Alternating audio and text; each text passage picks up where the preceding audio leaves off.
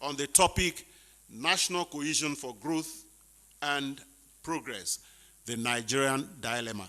Ladies and gentlemen, a rousing applause.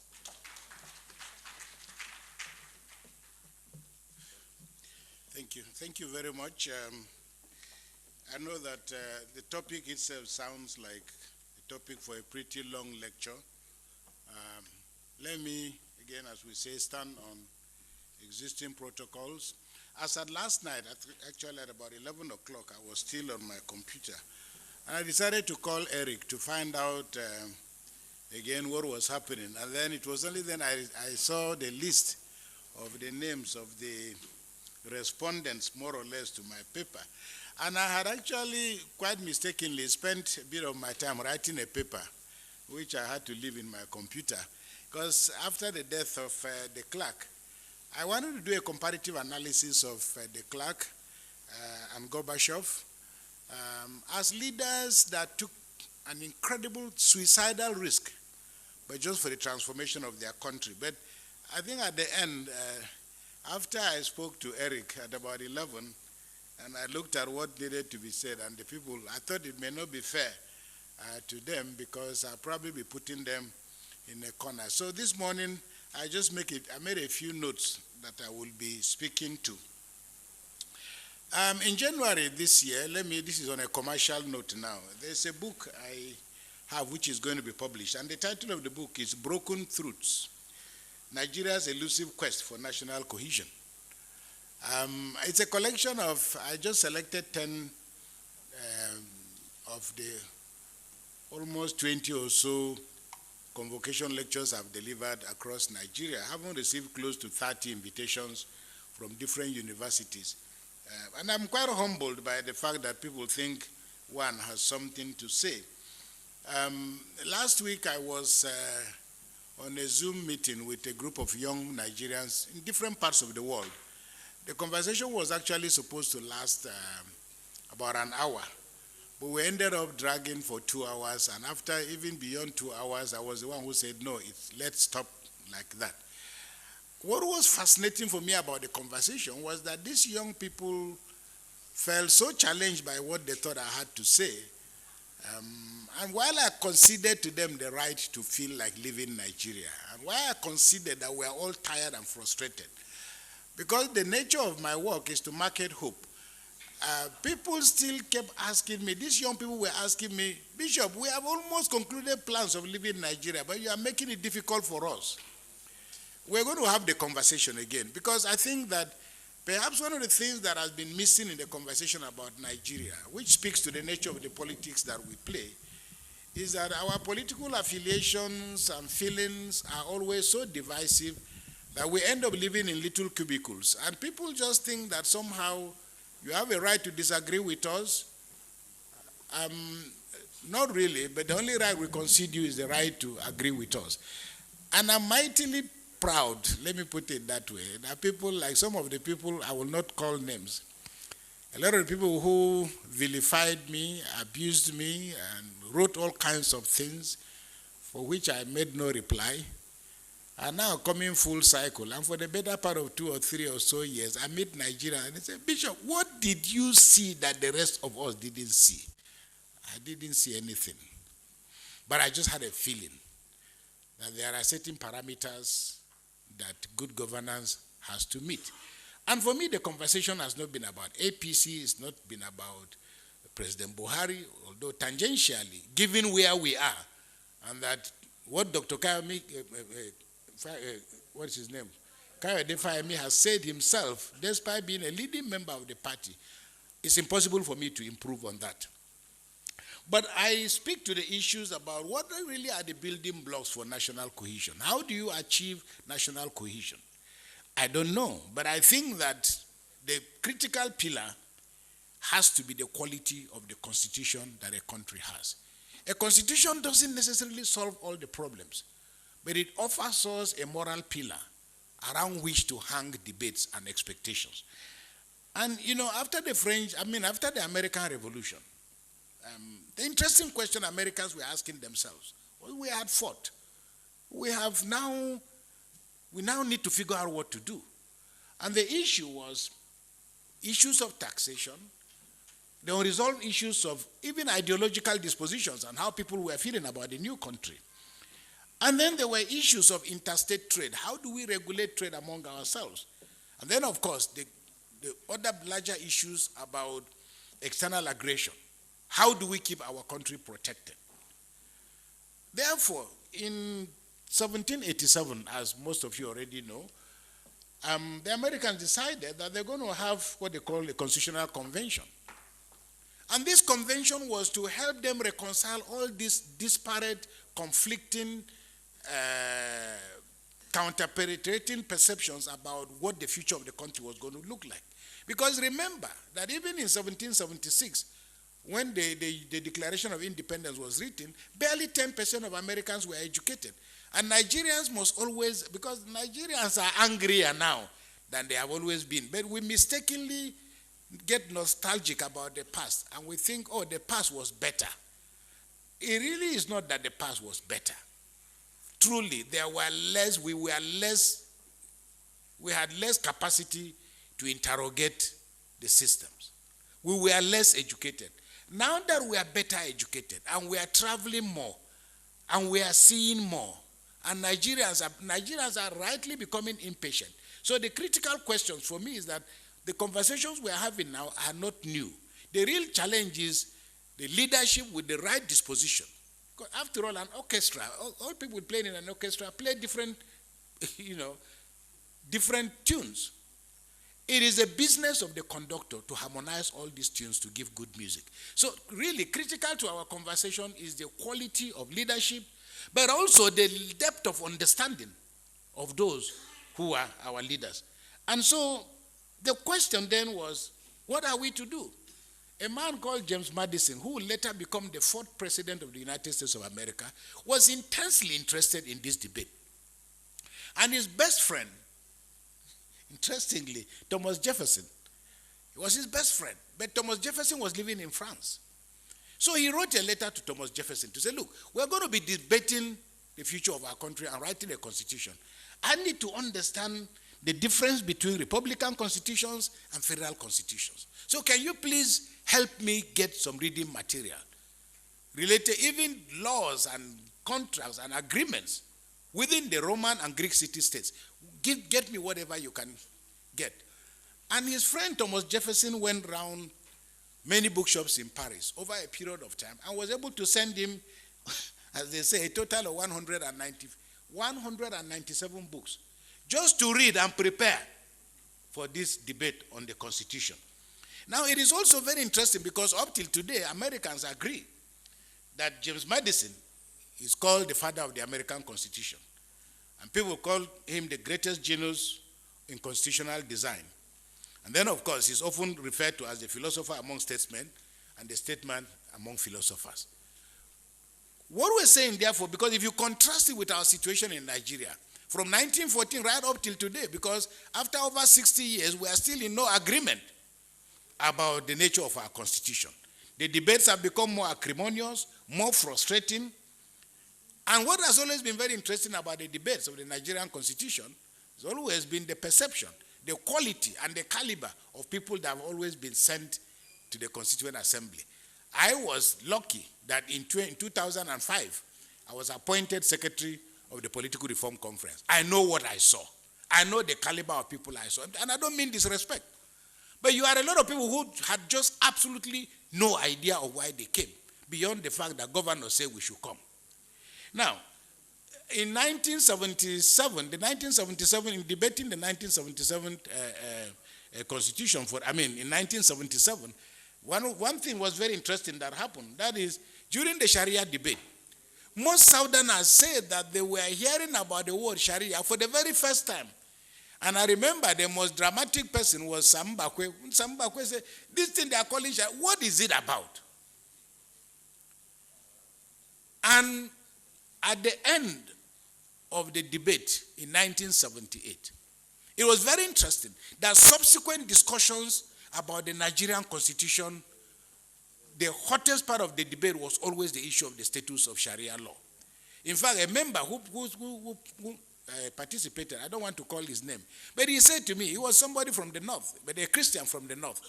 And he said, the Sharia debate was really, really wonderful for us.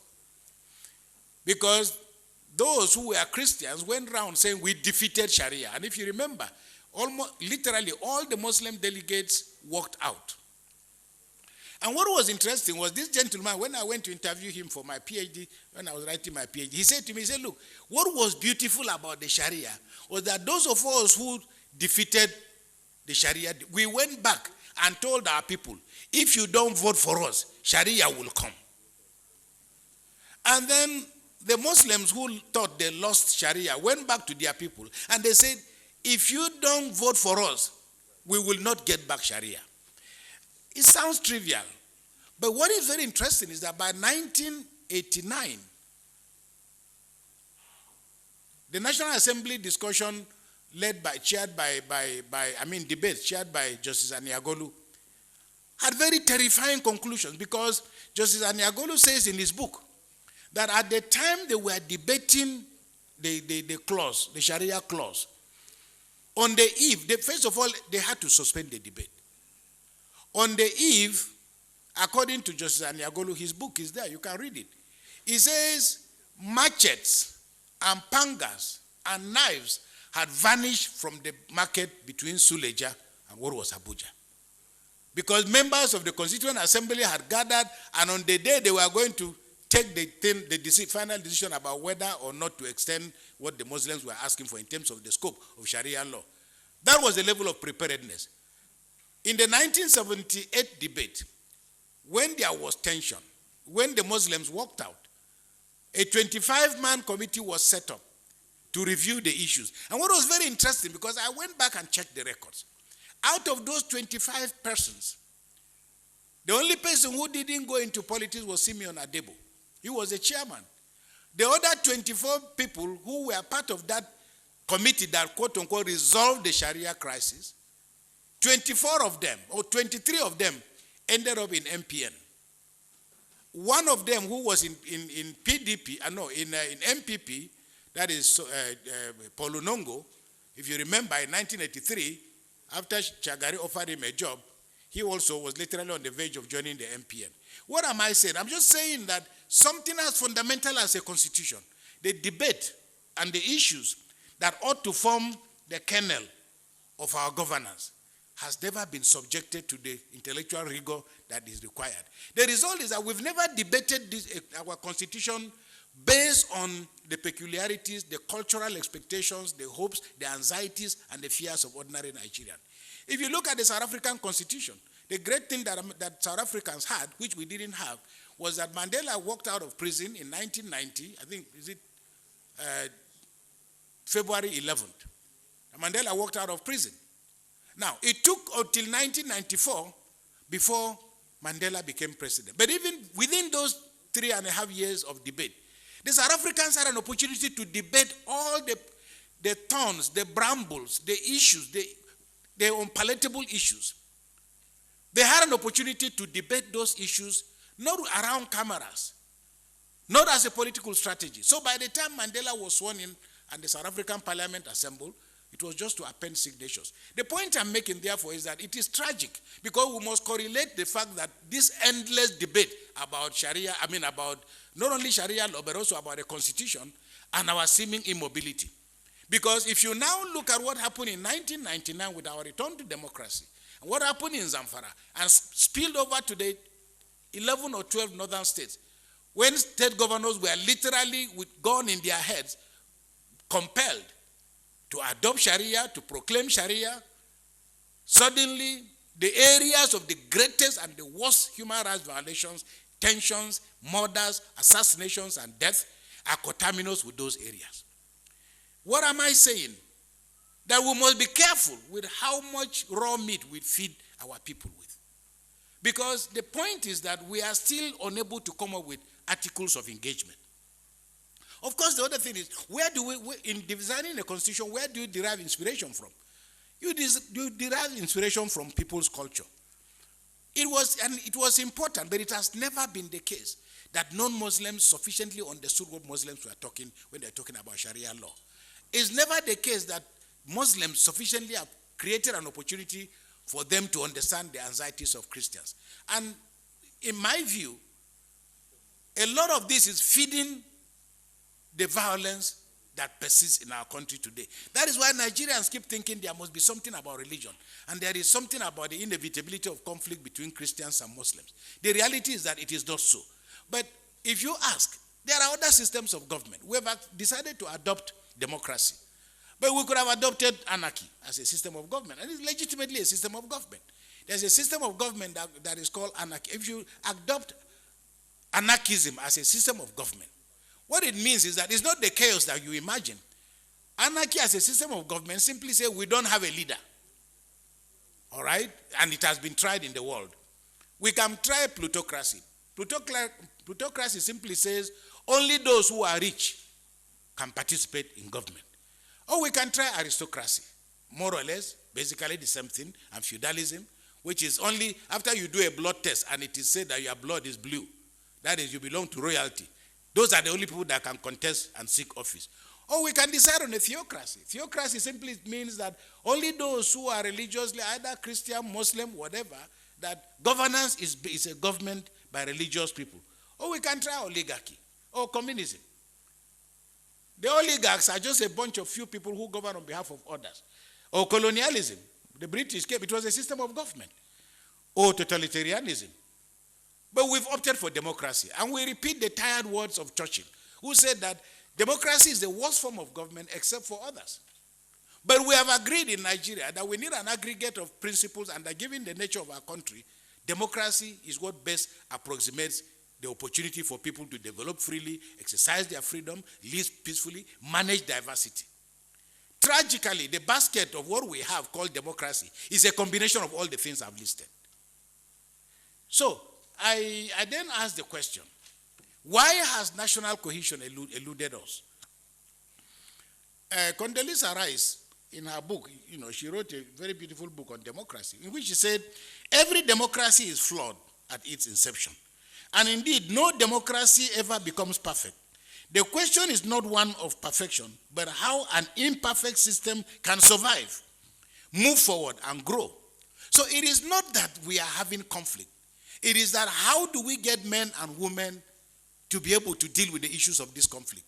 And if you look at, and this is why I literally cried at the death of the clerk. He's not been given the credit that is his due.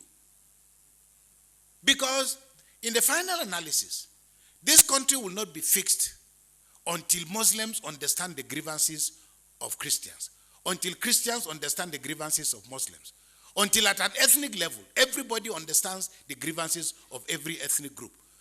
Until we get to a point in which ordinary poor people understand that wealth is not something to be envious about, and rich people understand that poverty is not an inheritance, and that we can all talk among ourselves and find the best way forward. Because if you look at a racetrack, 5, 10, or 20 people are in a racetrack. All of them are not well positioned. They are positioned differently.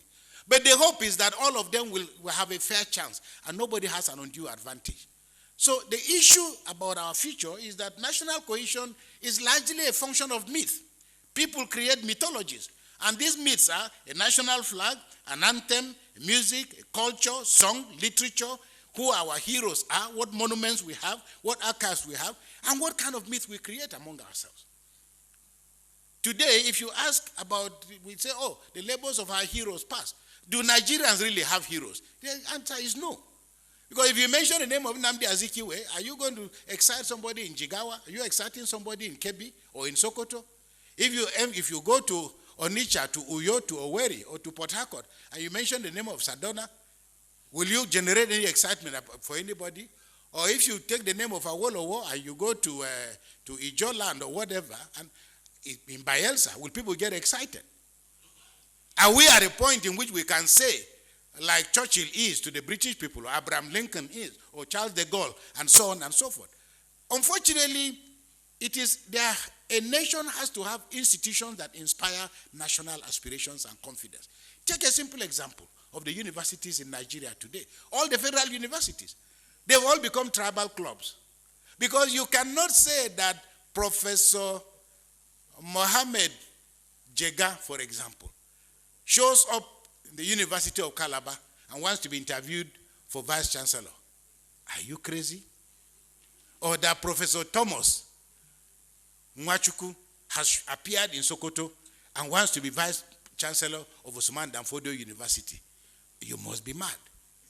Suddenly, these federal universities that were meant to be more or less the platform for our cohesion have been reduced into tribal enclaves. And what is very interesting is that you go to all the federal universities in Nigeria, you just listen. It is easy for Yorubas to sit down here and tell the rest of Nigeria about what they want, or for the Igbos, or for the Fulanis, or the Hausas. But you go back home and you discover it's not everybody, even who is a Fulani man, that can be Vice Chancellor in this, that, or the other place. It's not every Yoruba man that can be Vice Chancellor in Ibadan. It's not every Yoruba man that can be Vice Chancellor in Ife. It's not every Igbo man that can be Vice Chancellor in Nsukka. Abinobiso. We all know. So we have systematically reduced ourselves to a level in which national cohesion remains at best an illusion. So finally, let me try and round up by simply saying there is something to be said about the essence of democracy and governance. That you need to create an environment in which ordinary citizens, that everybody will rise according to their God-given talent and destiny. You remember the story of Mohammed Bouazizi, the young man who committed self-immolation in Tunisia on the 17th of December 2010, and whose action sparked off the Arab Spring. Now, what was his issue? And he speaks to the issue of dignity and how people perceive you. Now, the poor man, he came from a very poor background, and he was just doing his business of wheeling his goods and selling them on the street. On this particular day, the guy has taken a loan.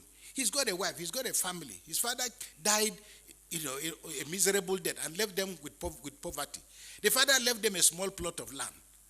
That land had even been taken away by the state for a loan he took and couldn't pay. Now the poor man is pulling his truck. A policewoman stops him. And he had become famous, with the police. Because among other things, the narratives are saying that he was not good at bribing the police. They ask him, what is this? And before the poor man could say anything, the police officer, a woman, slaps him. Now, Donu Kobara, my friend, is sitting beside me here. If she slaps me, she's a big woman. So I can say, well, I couldn't revenge because she was. But to be slapped by a woman, how do you go and tell your wife that you were slapped by a woman? So Mohammed Bouazizi is standing there. He's slapped by this woman. He doesn't revenge. He doesn't retaliate. Then they confiscate his car. And he goes to see the governor. He said, look, come and see. The governor refuses to see him. So he says, what am I left with? He decides to go and buy petrol, throws it on himself, puts himself on fire. What am I living for? So national cohesion is an ideal, but let us understand, because when you live in a society in which citizens cannot understand why they are poor, then you are in trouble.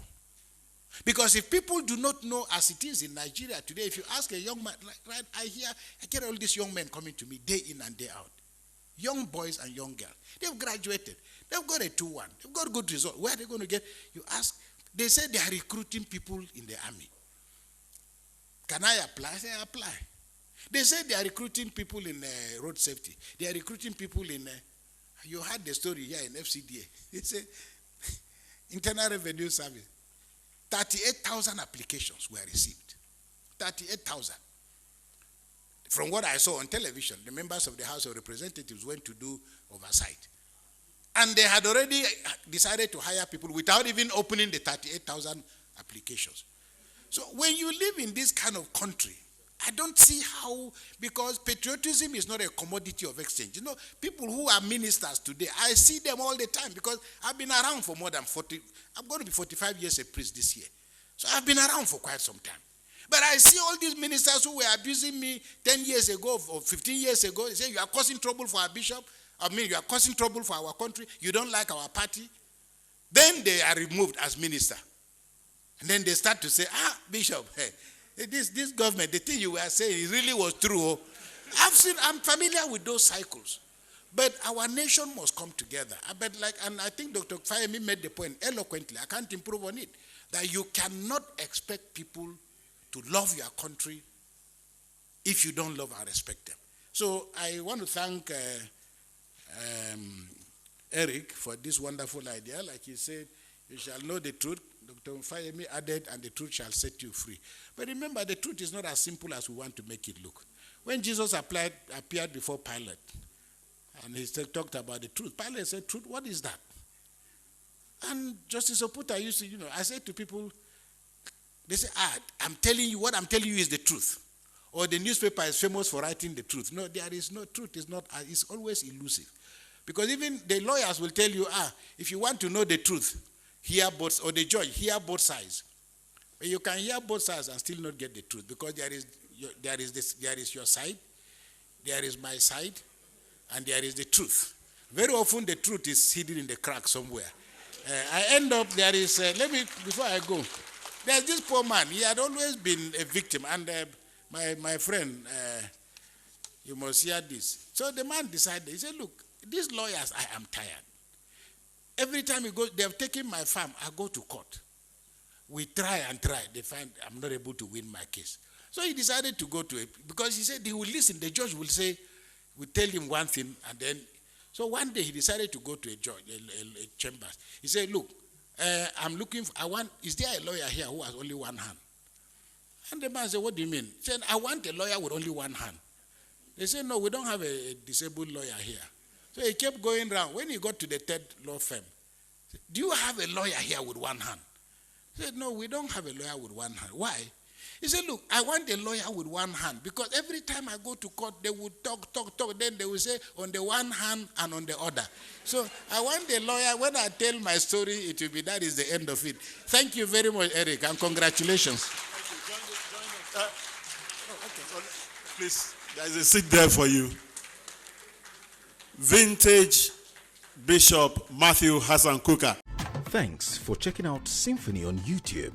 Please be sure to subscribe and like our videos for updates.